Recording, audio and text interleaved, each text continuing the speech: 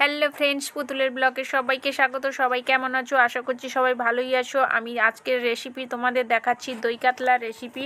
কড়াইতে তেল দিয়ে দিয়েছি, দিয়ে দেওয়ার পর একা ক্যামেরা করছি তাই আর না দেখিয়ে সব কড়াই একসাথে দিয়ে দিয়েছি। গোটা গরম মশলা দিয়েছি, শুকনো লঙ্কা দিয়েছি, তেজপাতা দিয়েছি, তারপরে পেঁয়াজ বাটা দিয়েছি। পেঁয়াজটাকে কিন্তু আমি একদম প্লেন করে বাটিনি, আধা বাটা মতো করেছি। দেখতেই পাচ্ছ তোমরা, পেঁয়াজটাকে আমি দিয়ে দিয়েছি। দিয়ে ভালো করে তেলে কষাচ্ছি। তো ভালো করে তেলে পেঁয়াজটাকে ভাজা ভাজা মতো করে নেব। ভালো করে নাড়াচাড়া করে পেঁয়াজটাকে ভালো করে ভেজে নেব। দেখো কি সুন্দর তেল ছাড়ছে। তেল যতক্ষণ না ছাড়ছে নাড়াচাড়া তো করেই যাচ্ছি। তো এরপর আমি দিয়ে দেব এর মধ্যে আদা বাটা আর কাঁচা লঙ্কার বাটা। তো কাঁচা লঙ্কার বাটাটা দিলে ভীষণ টেস্ট হয়, তাই আমি কাঁচা লঙ্কার বাটাটা দিলাম। তো কাঁচা লঙ্কা আর আদা বাটা দিয়ে দিলাম। এরপর ভালো করে আমি এবার এটাকে নাড়াচাড়া করে নেব। তো নাড়াচাড়া করার পর এটাকে আবার ভালো করে কিছুক্ষণ কষাবো।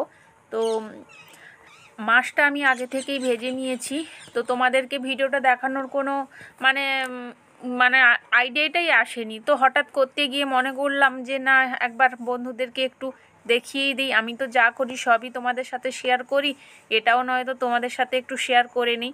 তাই আমি চলে এলাম দেখানোর জন্য। তো সেই কারণে মাছটা আমি আগে থেকেই ভেজে নিয়েছিলাম, তাই তোমাদেরকে দেখাতে পারিনি। তো দেখো মশলা থেকে তেলটা ভীষণ প্রায় ছেড়ে এসছে। তো ছাড়া ছাড়া হয়ে গেছে।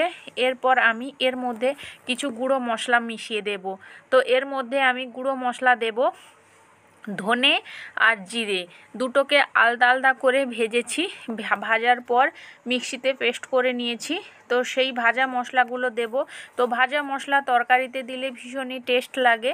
তো সেই কারণে জিরে, আমি তো মনে করি জিরে বেটে দেওয়ার থেকে ভাজা দিলে আমার ভীষণ ভালো লাগে, কিন্তু স্মেলটা যে থাকে ওটা আমার ভীষণই ভালো লাগে।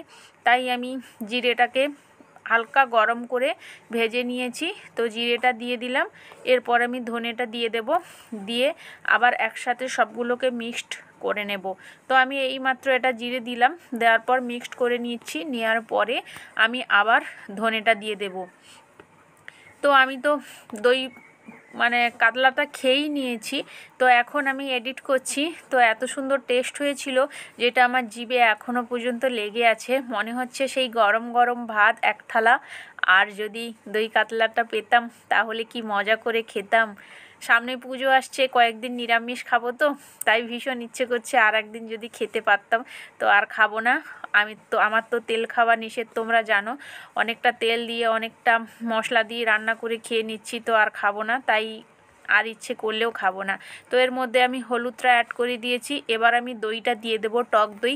প্রায় 100 গ্রাম মতো টক দই আমি নিয়েছি, ভালো করে ফেটিয়ে রেখেছি। ফেটানো টক দইটা আমি এর মধ্যে দিয়ে দেবো। তোমরা অবশ্যই টক দইটাকে ভালো করে ফেটিয়ে রাখবে, না হলে ওই গোটা গোটা হয়ে থাকে না, একদমই ভালো লাগে না দেখতে। তো তোমরা অবশ্যই ভালো করে টক দইটা ফেটিয়ে নেবে। ফাটানোর পর অবশ্যই দিয়ে দিবে, দিয়ে ভালো করে নাড়াচাড়া করে মিশিয়ে নেবে। মেশানোর পর এর মধ্যে আমি আরও কিছু মশলা অ্যাড করব। মশলা বলতে বাটা মশলা। তো চলো, এরপর আমি এর মধ্যে অ্যাড করব কাজু আর পোস্ত। দুটোকে একসাথে পেস্ট করে নিয়েছি, আলাদা আলাদাভাবে করিনি। তো একসাথে পেস্ট করে নিয়েছি। একসাথে পেস্টটা আমি এবার দিয়ে দেব। তো দেখো আমি কাজু আর পোস্ত বাটাটা দিয়ে দিলাম।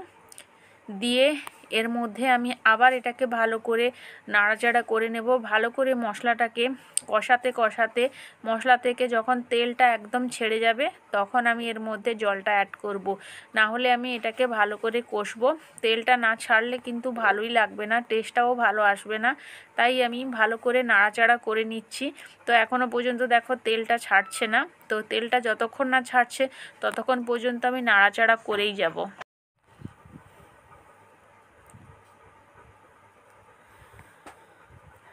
তো কিছু টাইম আমি এটাকে মশলাটাকে ভালো করে ভাজা ভাজা করে নিলাম। তো দেখো এর মধ্যে তেল হালকা হালকা ছাড়ছে, কিন্তু এখনও পর্যন্ত আমি জল দেব না। এবার দেখো পুরোপুরি তেলটা ছেড়ে গেছে। এবার আমি এর মধ্যে আবার কিছুক্ষণ নাড়াচাড়া করার পরে জলটা অ্যাড করে দেব। তো ভালো করে আর একবার নাড়াচাড়া করে নিচ্ছি। করার পরে এর মধ্যে আমি জল অ্যাড করে দেব। কিন্তু তোমরা অবশ্যই খেয়াল রাখবে মশলাটা যেন একদম পাক না হয়ে যায়, পাক হয়ে গেলে একদমই ভালো লাগবে না। তো এর মধ্যে এবার আমি জলটা অ্যাড করে দিচ্ছি। বেশি জল দেব না, পরিমাণ মতো দেবে, কারণ দই কাতলা মানে একদম গায়ে গায়ে তো হবে, সেই কারণে আমি বেশি জল অ্যাড করব না। তো এবার আমি এটাকে কিছুক্ষণ ফোটানোর জন্য সময় দেব। তো এর মধ্যে এবার আমি পরিমাণ মতো লবণ দিয়ে দেব, চিনি দিয়ে দেব। তোমরাও অবশ্যই স্বাদ মতো লবণ আর চিনিটা দিয়ে দেবে। তো আমি লবণটা দিয়ে দিলাম, এখন চিনিটা একটু পরেই দেব। তো তোমরা অবশ্যই স্বাদ মতো লবণ আর চিনিটা দিয়ে দেবে। আমি কিন্তু মশলা কষানোর সময় থেকেই দিয়ে দিই, এখন ভুলে গেছিলাম দিতে, তাই এখন আমি দিয়ে দিচ্ছি, তোমরা অবশ্যই দিয়ে দেবে। তো দেওয়ার পরে এবার আমি এর মধ্যে মাছগুলো দিয়ে দেব। তো মাছগুলো এবার আমি দিয়ে দিচ্ছি। মাছগুলো দেওয়ার পরে কিছুটা টাইম ফোটাবে, জাস্ট 2-3 মিনিট মতো ফোটাবে। ফোটানোর পর এবার তারপরে তরকারিটা নামিয়ে নেবে, জাস্ট গায়ে গায়ে থাকবে, ভীষণ খেতেও ভালো লাগবে, টেস্টও লাগবে।